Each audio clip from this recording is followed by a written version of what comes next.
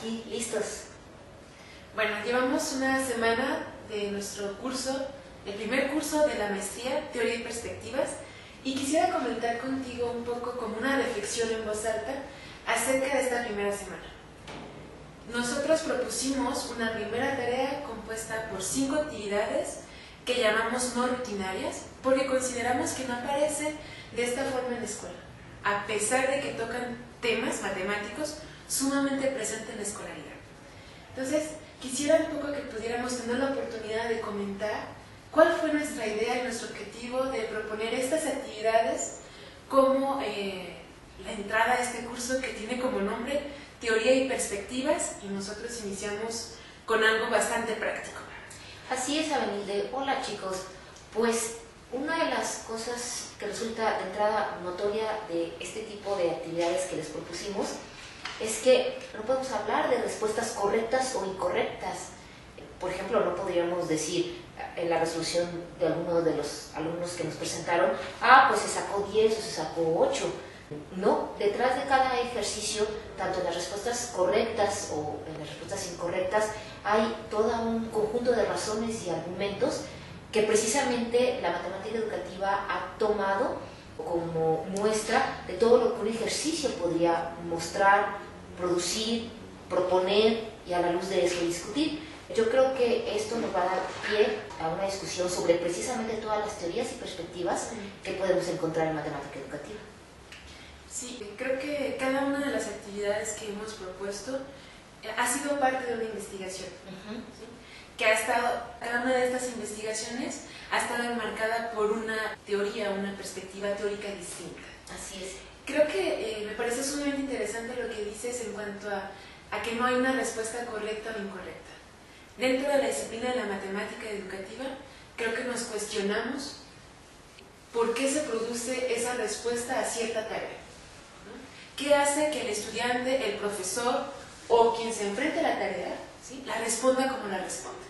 Sí, por ejemplo, la primera gráfica es periódica, la segunda es no periódica, pero más allá de ponerle esa etiqueta, lo que es importante entender y lo que ha llevado a una investigación enorme de discusión, tomando conceptos como visualización, gráficas, periodicidad y un montón de constructos ahí inmersos, es por qué esta gráfica del seno, o gráfica senoidal que va subiendo, por qué es muy común que mucha gente, profesores y alumnos, digan que es periódica. Uno puede decir, bueno, es suficiente con que se fijen bien, es suficiente con que apliquen la definición y ya está, pero no es cierto. Pueden ponerse muchos argumentos para decir que la gráfica de ISO es periódica. Por ejemplo, que va subiendo siempre igual y por lo tanto es periódica. Observa que lo que están viendo no es la función en sí, sino, digamos, la variación o cómo se está comportando. Ese comportamiento sí es periódico, o esa variación sí es periódica. Entonces observa que lo que está calificando es otra cosa. Entonces difícilmente podrías decir, catalogarla y descartarla como está mal y ya está. Por ejemplo, otro argumento que lo he estado viendo en las respuestas de los alumnos es, sí, ahí tiene la definición, pero ahora, ¿cómo puedo ver esa definición en la gráfica? ¿Qué significa X? ¿Qué significa en la gráfica f de X?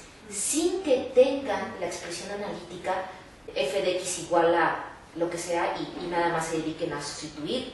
No, la idea es que gráficamente, ¿qué significa cualquier X?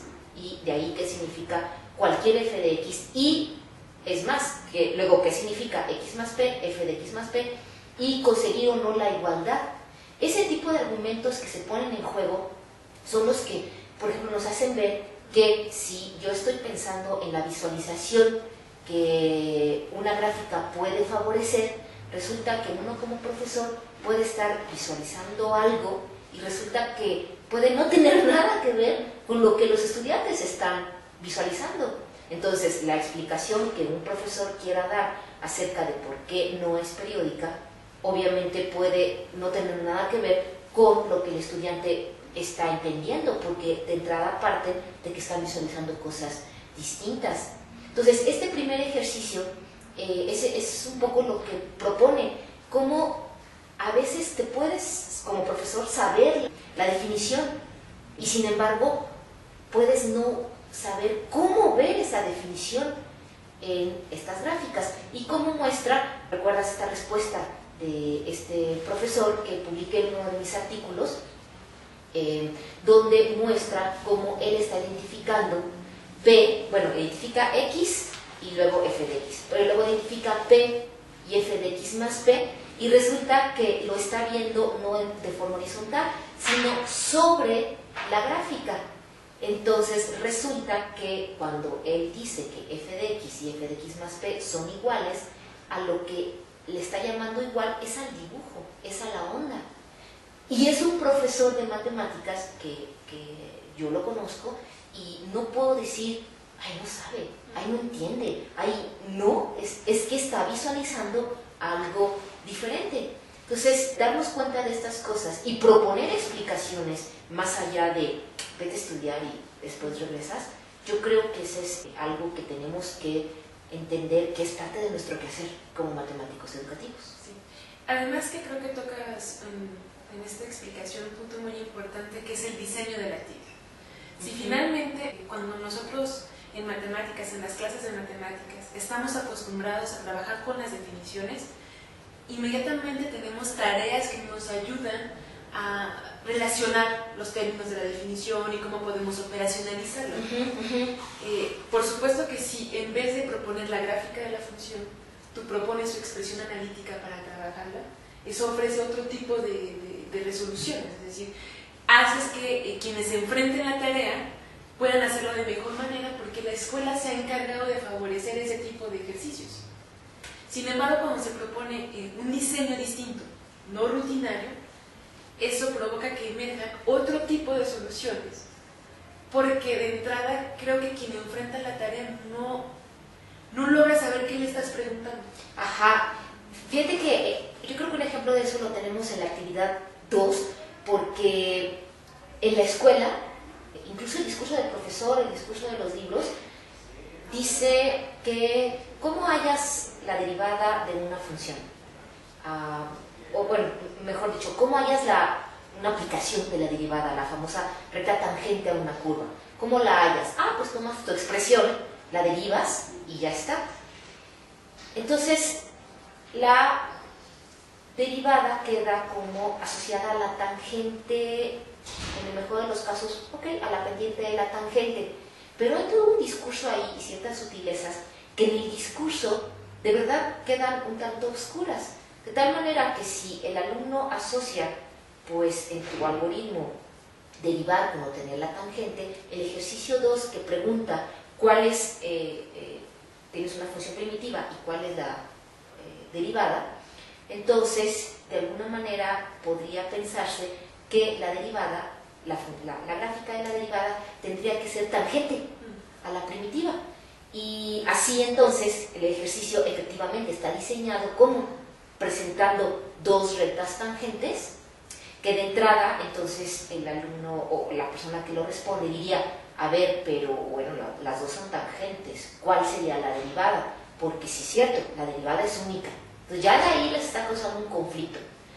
Y hay otro conflicto interesante, resulta que la gráfica correcta de la derivada no tiene por qué ser tangente a la función primitiva, y es precisamente la tercera recta opción que les ponemos ahí. Entonces, eso es un ejercicio muy interesante porque rompe con esta idea de que la derivada está asociada con la tangencia de una manera un tanto trivial, favorecida de veras mucho por el discurso que como profesores a veces usamos en nuestra aula.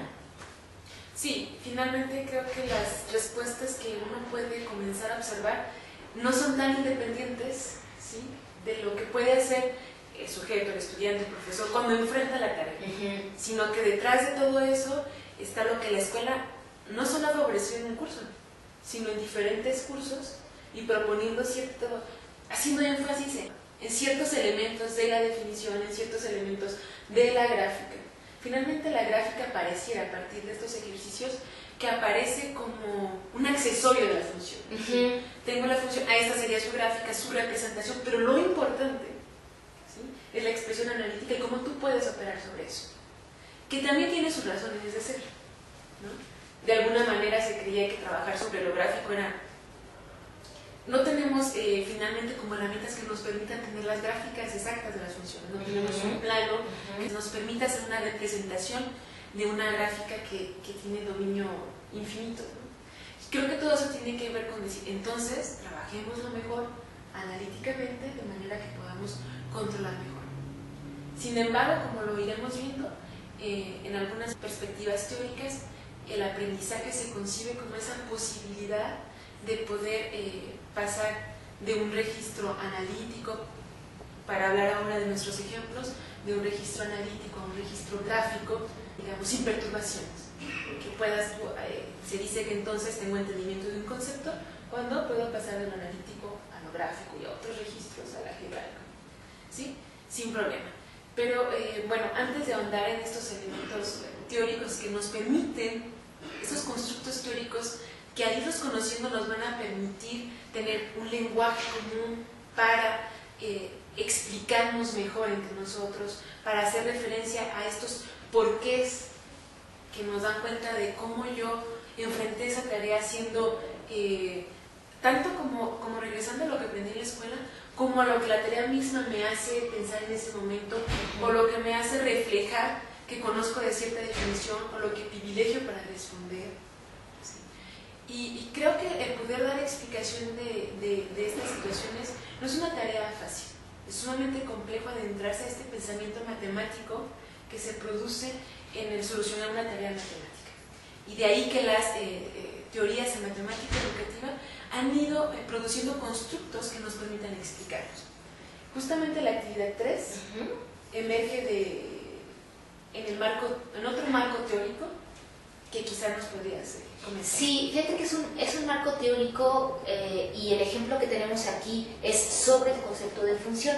Esta actividad 3 que hemos propuesto, que por cierto deberíamos ponerlo como bibliografía alterna, porque es un trabajo muy recomendable y la teoría, que es la teoría POE en el cual se sustenta, no vamos a tener la oportunidad de verla a lo largo del curso, pero vamos a ponerles unos documentos ahí en la bibliografía para que lo conozcan, porque tiene propuestas muy interesantes. Por ejemplo, lo que APOE dice es, y en particular me refiero al concepto de función, que a veces nos quedamos con el concepto de función como una construcción mental donde la función la entendemos solo como un proceso. Esto es, tienes tu variable X, tu variable Y, le asignas valores a una variable para obtener la otra y ya está. Y no logramos, digamos, encapsular u objetivizar este proceso para que logremos entender esto como un objeto. No es fácil llegar a proponer o a manejar ya este objeto. ¿Cuál es la desventaja de no lograr el objeto? Por ejemplo, cuando entramos al terreno de la derivada, si tu función no la has visto como un objeto, difícilmente entenderás qué significa la derivada, porque solamente la dejaste a un nivel proceso. Y entonces lo que este ejercicio quiere evidenciar, y vuelvo a recalcar la importancia del diseño de este tipo de ejercicios, es que están hechos para evidenciar, por ejemplo, en este caso, cuando entendemos a la función como un proceso o como un objeto. Por ejemplo, esta pregunta que nos dice que si, esta es la del dado, por ejemplo, que si podemos asignarle el valor a Y a partir del valor de X de una manera completamente arbitraria, por ejemplo, tirando un dado. Este ejemplo suena muy extraño, a lo mejor porque nunca lo hemos pensado y porque además como profesores estamos acostumbrados a que tu función es esta expresión analítica y si no tienes la expresión analítica no puedes hacer nada, no puedes calcular, no puedes derivar, no puedes integrar, no puedes hacer nada. Y entonces pensar que obtener tu función va a estar tan dependiente como tirar un dado, es así como te mueve muchísimo, ¿no? Te está rompiendo esta seguridad que nos ha dado el terreno analítico que no es que uno esté en contra del terreno analítico, pero sí en contra de que sea tu único referente y de que no te permita mover cosas. Entonces, ¿qué pasa? Cuando tiras un dado, pues perfectamente bien, le vas asignando valores, te crea una función con la que tú perfectamente podrías hacer todo lo demás. Claro, es una función sui generis, como también es la pregunta donde obtienes los valores de una manera recursiva, es decir, en función del valor anterior.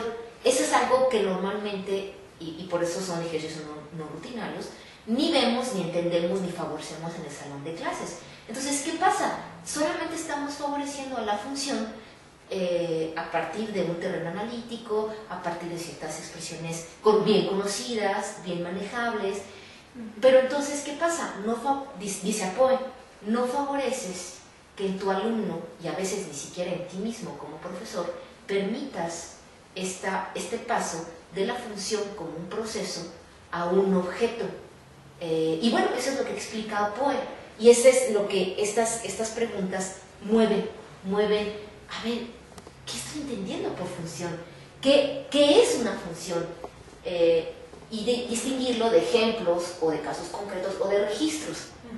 Y centrarnos en verdaderamente el concepto de una función.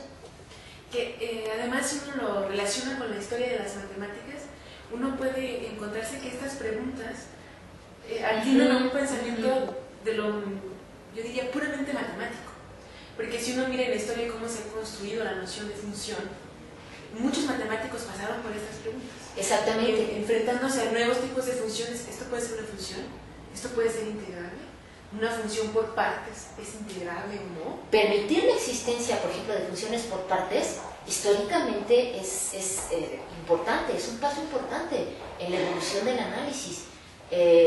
Y no es que queramos repetir, por ejemplo, cosas de la historia y negar lo que hoy sabemos, pero entender esos conflictos que en su momento tuvieron, definitivamente también pueden ayudar a entender los conflictos que hoy los alumnos y nosotros mismos como profesores e investigadores también podemos tener. Sí, yo creo que es sumamente interesante poner estas preguntas y este tipo de ejercicios en la mesa, porque por supuesto que tenemos algo de lo que no vamos a hablar mucho, pero finalmente los planes y programas y las condiciones de las instituciones también pesan o condicionan lo que sucede en el aula. Sin embargo, abrir la reflexión me parece que es ir contra ese peso tan fuerte que nos obliga como a mirar los objetos matemáticos, la actividad matemática, el pensamiento matemático, como si fuera estándar y único y atendiera solo a ciertas cuestiones. Yo creo que esto nos permite entrar a la actividad que habla de un rompecabezas. Sorprende, creo también, cuando uno se pregunta cuál es la noción matemática o el tema matemático que está detrás de esa actividad, pues no de inmediato llega a entender qué es la proporcionalidad, ni por qué tendría que generarse una actividad de este tipo para abordar la proporcionalidad. Sin embargo, Brousseau, que es el autor de la teoría de situaciones didácticas que tendremos oportunidad de tratar en este curso, propone esta situación porque se da cuenta, a partir de ciertos ejercicios, a partir de un análisis sobre la actividad matemática de sus alumnos en la educación básica, que asocian la idea de proporción a la de crecer y esta a la de sumar. Y bueno, y a una proporcionalidad inversa a la de restar, que es todavía como más grave. Entonces, se propone hacer una situación que le permita al estudiante construir un conocimiento sobre la proporcionalidad. Y entonces lo que crea es una actividad que lo va a hacer entrar en conflicto. Finalmente nosotros hemos modificado un poco la actividad porque originalmente lo que pide es que el niño pueda recortar el rompecabezas, ¿sí? Se le da una nueva hoja para que pueda hacer el nuevo rompecabezas y lo recorta y se dé cuenta si su solución es la que se está pidiendo. Es decir, si él puede armar el nuevo rompecabezas con las condiciones que se piden, entonces digamos que él tiene maneras de decir que lo que hizo está bien o está mal. Por supuesto que este elemento de está bien y está mal va a aparecer en la teoría de situaciones como un elemento fundamental. Es decir, el propio sujeto tiene que ser capaz de regular su actividad matemática y de validarla, ¿sí? Digamos que es una teoría que propone elementos para que no suceda lo que habitualmente sucede en la escuela, de recurrir al profesor y mostrar si lo que yo he hecho está bien o está mal. Y entonces se convierte en una autoridad epistémica bastante fuerte que dice si lo que yo sé es lo que debo saber o lo que no debo saber. Y que por supuesto no solo tiene consecuencias en la actividad matemática del estudiante, sino en la del ciudadano. Porque siempre hay presiones sobre la escuela para generar ciudadanos libres, pensantes y demás, cuando lo restringimos a una evaluación que depende del profesor. Sin embargo, todo este discurso va a reflejarse, va a transparentarse en constructos teóricos que pueden estar a la mano del profesor, ¿sí?, para que pueda él también regular su actividad como profesor, teniendo un control sobre eso. Y bueno, por supuesto que tendremos la oportunidad de discutirla, porque habrá cosas más teóricas que serán como mucho más difícil operacionalizar y otras que serán como mucho más fácil de llevar al aula. Pero creo sin duda que las actividades que tenemos en nuestro curso darán pie para tener estas discusiones y para que podamos seguir trabajando en estos constructos teóricos que vamos a tener oportunidad de conocer, de reflexionar, de discutir y pensar sobre todo cómo pueden ser viables para tener una actividad distinta como profesor en el aula. Oye, ahorita, por ejemplo, que mencionaste el rompecabezas de Rousseau, que él originalmente lo propone con piezas que los niños recortan, me parece que es una reflexión importante que me gustaría que pensáramos ahorita. Bueno, son dos cosas. Una, aquí no habíamos mencionado o explícitamente mencionado si importa o no importa la edad de los alumnos, de los profesores, porque además, claro, estas actividades se las propusimos a los profesores. Y una cosa importante, no les dijimos que contestaran como si fueran alumnos, o sea, les estamos diciendo que contesten desde lo que ellos consideran. Entonces, por ejemplo, ¿en qué sentido o en qué momento importa con quién trabajas, hacia quién trabajas, para entender lo que está detrás de las problemáticas que estas actividades y en general otras secuencias pudieran tratar?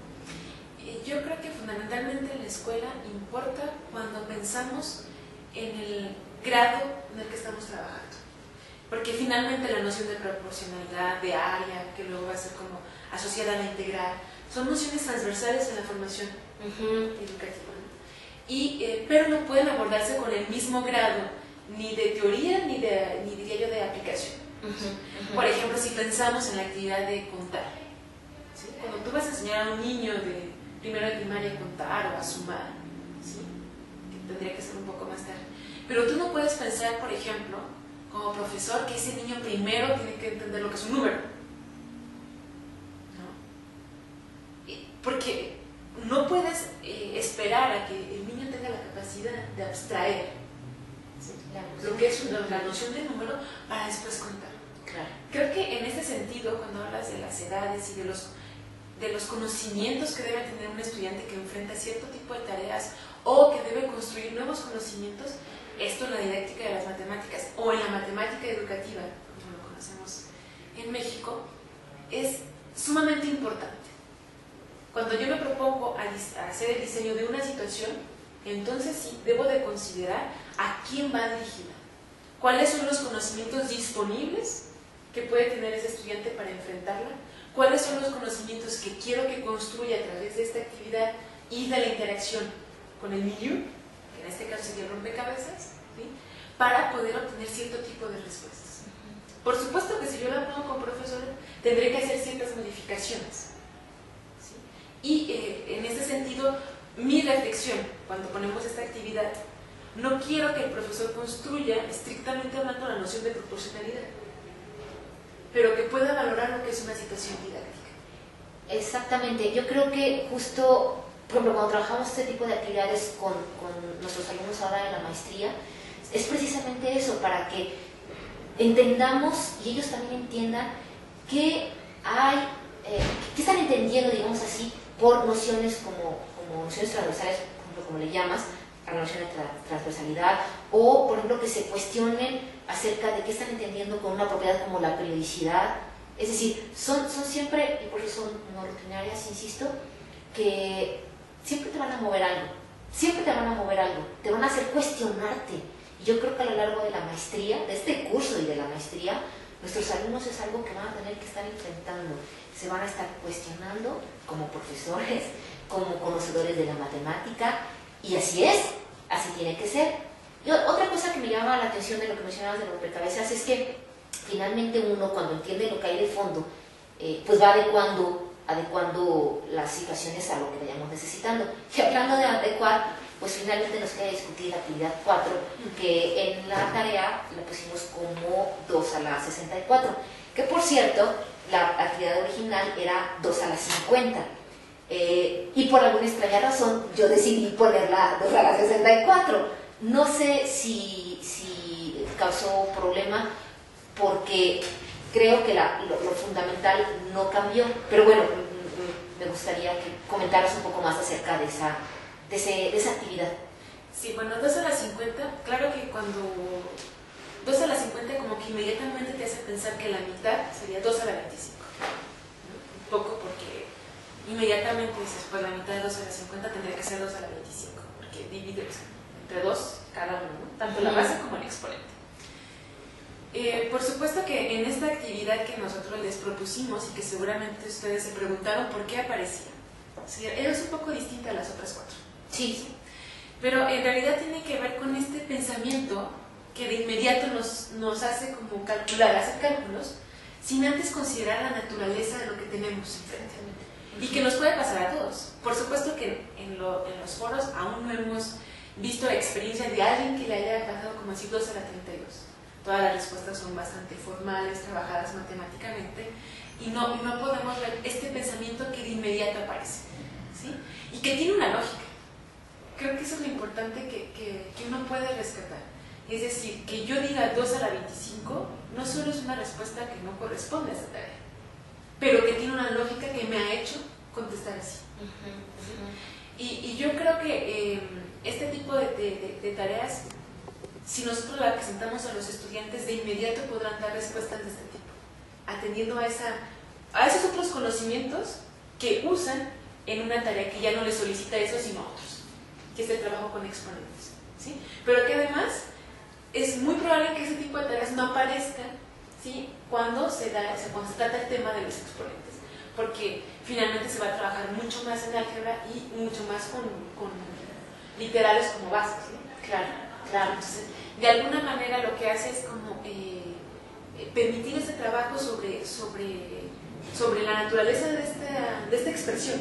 Tengo una base y un exponente que no puedo tratar de la misma manera. Y que por supuesto no tocan los temas, diría yo, más medulares de las bases y los exponentes, porque no estamos poniendo, por ejemplo, A a la 0,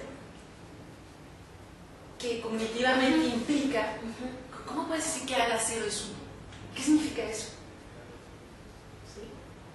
Entonces, creo que apenas nos permite como mirar este tipo de actividades no rutinarias que nos hacen, ¿sí? de entrada, mirar cómo pueden aparecer lógicas o conocimientos disponibles que no son los solicitados para responder a la tarea. Exactamente. Pero que es parte del pensamiento matemático, que es parte de la riqueza de la actividad matemática, y que el equivocarse no es sino parte del proceso, ¿sí?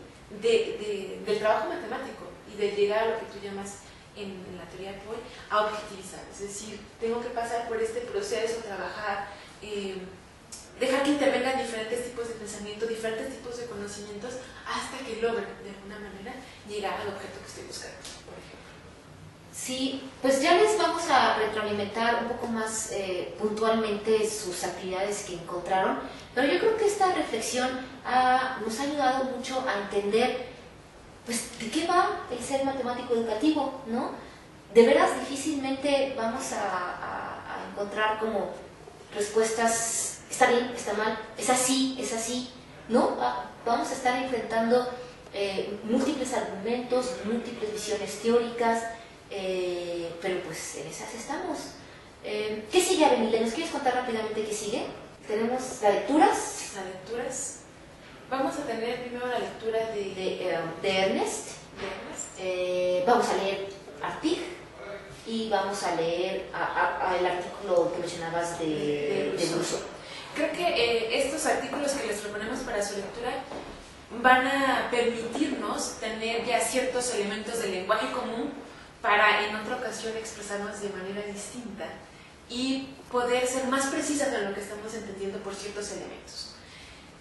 Yo creo que cada uno de los artículos tienen aportes distintos, pero que van a comenzar a enriquecer este lenguaje común y esto que estamos entendiendo por matemática educativa, que por supuesto, como toda disciplina, no tiene una sola concepción de lo que es y de lo que hacemos, pero tendremos elementos de base para comenzar a identificarnos con nuestro quehacer.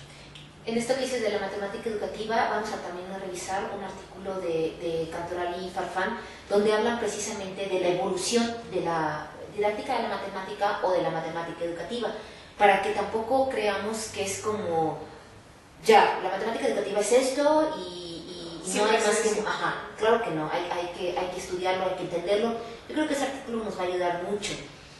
Vamos a tener que leer mucho, esperemos que no les cueste mucho trabajo, pero bueno, siempre vamos a estar con foros de dudas y además les vamos a pedir otras tareas como resúmenes y luego ya discutiremos puntualmente cosas para que nos ayudemos mutuamente en las lecturas, porque sí, de repente enfrentarse a lecturas de este tipo puede ser complicado.